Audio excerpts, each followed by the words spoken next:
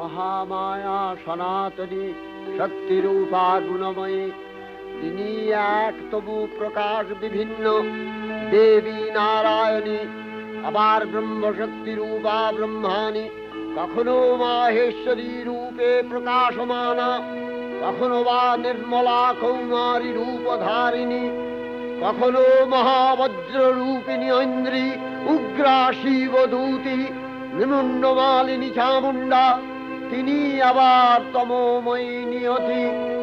এই সর্বপ্রকাশমানা মহাশক্তি পরমা প্রকৃতির আবির্ভাব হবে সপ্তলোক তাই আনন্দমগ্ন। বাজলো তো